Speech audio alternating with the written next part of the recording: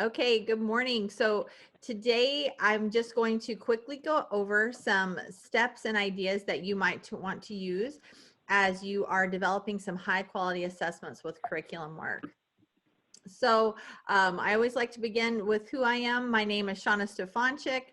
Over here on the left are some of my past careers and what leads me here today. But I always like to highlight my biggest lenses are professional learning communities and English language arts. Those are my two favorite things. And so now I'm my own educational consultant because of the people in the picture. I left working for the state and am on my own now. But one of the things that you'll see as I share with my curriculum and assessment approaches is that I really try to tie curriculum and assessment into the PLC process, because I feel like that's where we've kind of left the mark.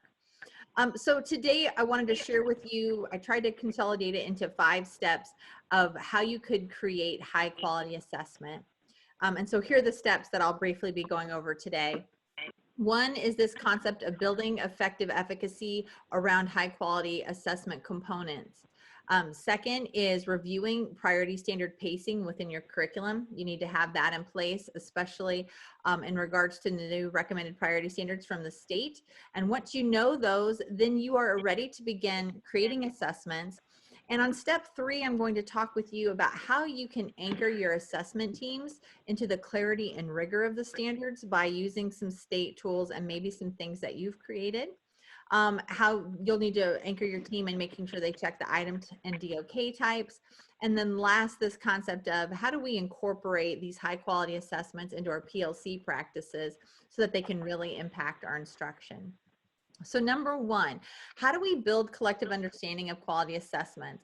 One is to review the importance of assessments and backward design, and 2 is to collectively determine, and I would recommend doing this with your entire district, your entire staff, if you have the ability, so everyone has some voice and buy-in, but what are the components of high quality assessments? So in order to do these two things, one activity you might choose to do with a group of staff is to say, which one comes first, right? It's like this chicken or the egg question. Is it instruction or assessment? And I found it's nice to have people form a value line. If you think that instruction comes first, come on this side. If you think assessment comes first, go on the other side. And you let the two sides have some conversation. Why do you think instruction comes first, or why do you think assessment comes first? That's just really eye-opening as a district or building leader to hear your teams. And then I would anchor them in, wow, we've had some great discussion. We're at different places, but let's look at some research. And Ty McWiggins, or McTy and Wiggins, while now 10, 15 years old, still holds true this concept of backward design. In order to effectively plan and arrive to a goal, you have to be very clear on what those desired results are. You need to make sure you're gathering evidence that students are doing that, and then you can develop a learning plan. So really, research would tell us, despite the good conversation we had between instruction and assessment, that assessment really does need to come first. We need to have clarity on those desired results and how we're going to collect evidence along the way. And so from this sets up the point of why we're even talking about assessment, because we know that has to come first. So the next thing would be engaging your people in this idea of, how do we come up with the essential components for assessments? So you're going to give individual think time to every person to write on Post-its one idea on every Post-it. What are some essential components that a high quality assessment would have? An example might be, it would have state-like question stems, right? It would have, each question would be labeled with a standard. People are going to have different ideas of what they think a high quality assessment should look like. And then again, anchoring back into research. So we would have looked at the different answers people had.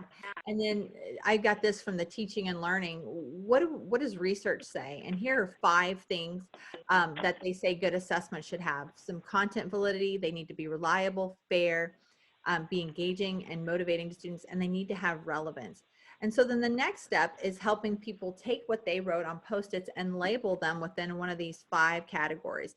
So if you had, I really think that each question should be labeled with a standard. That would align with this bullet. Questions are labeled with standards. So you'd put number 1. what you're doing is you're wanting teachers to see, hey, where does your answer align with what this research has said? Okay, and if they have some that are outliers of this research, you can have conversations about that. Once people have done that, you could have a chart paper with all the ones, all the twos, all the three, fours, and fives, and begin to sort and see commonalities. This is a PLC activity that can bring your staff together and, wow, what is it collectively as a staff we value? And what would we want to say based on these responses are going to be some anchors and components our district is going to stick to with assessment development. Here's an example of a Padlet of how I've done this with other districts, where if you didn't want to do Post-its and you're virtual, I have the 5 research-based abilities up here, and then here are some of the reoccurring things that people have said under each one of those categories. So again, those are just some activities you could do for that first bullet of building collective understanding of high quality assessments with staff. 2, you're going to want to review the priority standards and where they're placed in the curriculum. So once we know, okay, assessment is really important. We've got these components we want to make sure. Now we need to know what to assess. Missouri Learning has standards, there's an abundance. So now with the release of these new state recommended standards, I've got some screenshots here. You're going to want to make sure that while we're teaching and covering all Missouri Learning standards, we're really going to be assessing priority standards, and they're going to come from these anchor documents from DESE. It doesn't mean, as you can see on the ELA, I have added some that I share with my districts. You can always add to the priority standards the state recommended, but you definitely would not want to take away, especially if you're in a tested grade 3 through 12, as those will be tested over. So we want to make sure that our assessments align to what the state priority standards are. Here's an example of a scope and sequence, how the scope and sequence can has the unit, the priority standards are clearly listed, and then underneath all the supporting standards. So we know that we're really going to assess everything within this priority standard. The point here is that your teachers just need to have some type of scope and sequence that clearly delineates what unit, in that unit, what the priority standards will be, what the supporting would be, and understanding we're going to be assessing everything within the priority standards. It's not to say you couldn't assess something within the supporting standards, but we're definitely going to focus on the priorities, as those will be tested at the state level. Once that's discovered and your teachers understand within each unit what they need to really assess, then you need to anchor them into the clarity and rigor of the standards. In my opinion, as a consultant, this is the #1 area of why districts don't score well on the MAP assessment, is the teacher's understanding of the clarity and rigor of the standards. So the state has some documents, these first 3, item specifications, the released assessment items, some MO-LEAP blocks that are now available. And if you're a district who has proficiency scales, or I have some proficiency scales for purchase that are directly aligned to Missouri, you're definitely going to want to anchor teachers in those. So here's an example of the item specifications. They're located on the DESE site that you could go through. It has the standard. They've tried to unwrap the standard here. This is going to give you a few content assessment boundaries of what it might look like, but this is, the right-hand side is very important. It's going to tell you, this is the ceiling of the DOK. It's not saying that they wouldn't ask a level 1 or 2, but they will not ask higher questions than a level 3. Here's the type of item formats, the type of text that would be used. But the most important for teachers are, here are some sample stems that you could use to ask these questions. When creating an assessment, teachers really want to need to have these item specifications in front of them so they can have clarity in what the standard says. It's unwrapped it for you, like Ainsworth would say we need to do. And it has your sample stems that you could anchor yourself in. How should we ask these questions? We should probably have some selected response, some constructed response. If you're doing them digitally, to get the format of technology enhanced, and some sample stems. So that's one document, item specifications found on the DESE website. 2 is you could use some released assessment items. Now, Sean Bates from the state would tell you these are now becoming outdated, and you're now going to have access to the MO-LEAP assessments within DRC that you can use and get some scoring from. but I still think these are good to anchor staff in to just see concrete examples of what past questions could look like. It's making those stems from the item specifications and to life from the assessment. So you could still go to the DESI site and look at some of these practice forms to anchor teachers into here. They might even want to take some of the passages from there. In ELA, it's very difficult for teachers to come up with, or any content really, and they could get some of the passages or question types from there as well. Next, the MOLEAT blocks. If you're not familiar, this is found on the DESI site, and it's actually an external site, but they have created for, right now it's grade 2 through 12, even though they're working on K through 2. These are integrated assessments. Every content it embeds English language arts within it. But what's key about these is they honor the rigor and clarity that are in the item specifications. So these are just another set of practice forms that teachers could be using, going into, taking passages and sample questions from. A great resource to help building assessments for teachers. Also on the teacher's guide, it has, it's labeled by standard. Here's what question 1 is correlated to, so teachers could look specifically at those.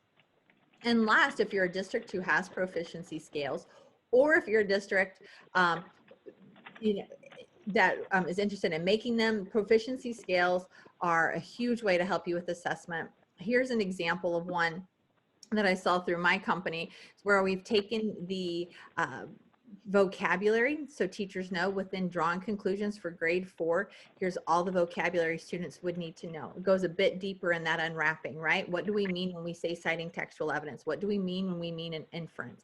It's taken right from the DESI glossary. Then this is a unique proficiency scale template, where on the left here we have your 4, 3, 2, 1s, and on the right there's actual assessment examples. So you can see here on the level 3, it's unwrapped similar to the item specification, but on this template, what I've done to try to incorporate all the documents I just showed you, I've copied and pasted item specifications. So here's some stems on how you can ask this question. Here is a hyperlink. You could come to look at the MAP practice forms. Session 1, you could look at these questions, and session 2, you could look at these questions, and it hyperlinks right to that test for teachers. Then I've also screenshotted in for teachers. Here's some examples of what those questions might look like. So see, this one's interesting because for drawing conclusions, they may ask students to do a selected response. Then they might ask them to do a constructed response, and they can look at how those are worded. So this is really important for teachers to have concrete examples.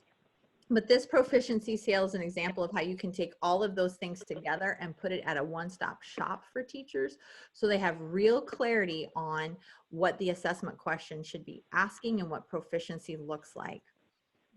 Another bonus later when you talk to instruction for the level 2 is how do we scaffold kids when they don't know how to do it. They can read the level 2, but again, here's your level 2. Here's some example questions. On your assessments, while we definitely want to make sure we have on grade level assessment questions, it's always important for teachers to put some level 2s on there so they can understand where kids fall out. Are they not mastering, but they could answer a lower level question? That's important, and proficiency scales can help guide teachers into that.